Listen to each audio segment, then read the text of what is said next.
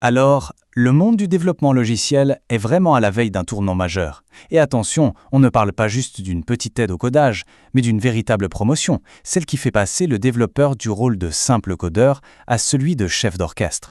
C'est la question qui va nous servir de fil rouge. On se demande plus simplement comment l'IA peut nous aider et non. On se demande, et si l'IA, au lieu de juste suggérer du code, devenait carrément l'équipe de développement tout entière? Bon, pour commencer, partons d'un terrain qu'on connaît bien. L'IA dans le code, aujourd'hui, c'est avant tout un assistant. On pense tout de suite à des outils comme GitHub Copilot, bien sûr. Ils sont là, intégrés dans notre environnement de travail, ils nous guident, nous font gagner un temps précieux. Mais attention, c'est bien le développeur qui reste le pilote, qui valide chaque ligne. Ça, c'est notre point de départ. Allez, maintenant on change complètement de braquet. On oublie l'assistant un instant pour aller à la rencontre de quelque chose de radicalement différent, la méthode BMAD. Ce qui est assez fascinant ici, c'est que cette méthode ne fonctionne pas comme un simple outil. En fait, elle simule une véritable équipe de projet. Chaque agent d'IA a son propre rôle, bien défini. Il y a l'analyste, le chef de produit, l'architecte, jusqu'au testeur qualité. Ça impose une discipline de fer avant même qu'une seule ligne de code ne soit écrite. Et là, on tombe sur le premier paradoxe. On s'attend à ce que l'IA soit synonyme de vitesse instantanée. Mais en réalité, la vraie force de cette approche, c'est sa lenteur initiale. Elle nous obligue à prendre notre temps au début pour, finalement, accélérer de manière spectaculaire par la suite. D'habitude, la promesse de l'IA, c'est quoi? C'est de nous cracher du code à la demande. La réalité de la méthode BMAD, c'est tout l'inverse. Elle exige une planification ultra méticuleuse, la validation d'un cahier des charges, un schéma d'architecture, et tout ça avant de générer quoi que ce soit. L'idée, c'est de tout définir avec une telle précision que l'implémentation, elle, peut se dérouler presque automatiquement. Évidemment, cette rigueur, elle a un coût. C'est génial pour des gros projets complexes avec une vision très claire. Mais le processus est exigeant, notamment en ressources, ce qu'on appelle les tokens. Pour faire simple, chaque interaction avec l'IA a un coût, et ce processus en demande beaucoup, ce qui peut le rendre assez cher. Et puis, si on oublie une petite contrainte au départ, faire machine arrière, c'est très compliqué. Ce n'est donc clairement pas la solution miracle pour des projets agiles qui demandent des changements constants. Ok, maintenant, prenons un peu de recul. Parce que cette méthode BMAD, en fait, elle n'est pas toute seule. C'est le symptôme d'une tendance de fond bien plus large, le développement dit agentique.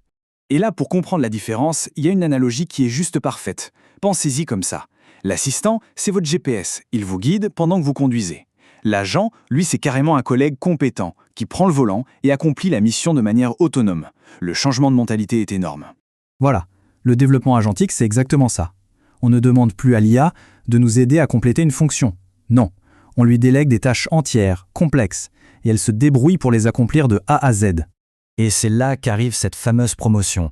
Le cœur du métier n'est plus d'écrire chaque instruction, mais de déléguer, de superviser et d'orchestrer ces agents intelligents. On passe vraiment de l'artisanat du code à la direction d'un orchestre numérique. Et ça, les implications, elles vont bien au-delà de notre petit écran d'ordinateur. Ça préfigure une toute nouvelle économie. Une économie où les logiciels sont pensés et construits pour que d'autres machines puissent interagir avec eux sans aucune intervention humaine. Ici, il faut retenir un acronyme. AIO. Pendant des années, on a optimisé nos sites pour les moteurs de recherche, le fameux SEO. Et bien demain, le jeu, ça va être d'optimiser nos services pour que des agents d'intelligence artificielle puissent les comprendre et les utiliser directement. Prenons un exemple tout simple, le e-commerce. Aujourd'hui, tout est visuel. Tout est conçu pour qu'un humain navigue, regarde des photos et clique sur des boutons. Et demain, un agent IA pourra discuter directement avec une boutique en ligne pour le compte de quelqu'un. Il va vérifier le stock, négocier le prix peut-être, et réaliser l'achat via des API, sans jamais passer par l'interface web. Et là, on comprend tout de suite pourquoi la rigueur et une approche API first, comme celle de la méthode BMAD, deviennent absolument cruciales. Mais attention, parce que toute cette vitesse, toute cette automatisation, ça vient avec un nouveau risque, un angle mort critique, la sécurité de toute notre chaîne d'approvisionnement logiciel. Pour que ce soit bien concret, on peut parler de l'attaque Shai-Hulud sur l'écosystème NPM. Des petits paquets de code, des dépendances que des milliers de projets utilisés en toute confiance ont été discrètement compromises. Le danger était totalement invisible.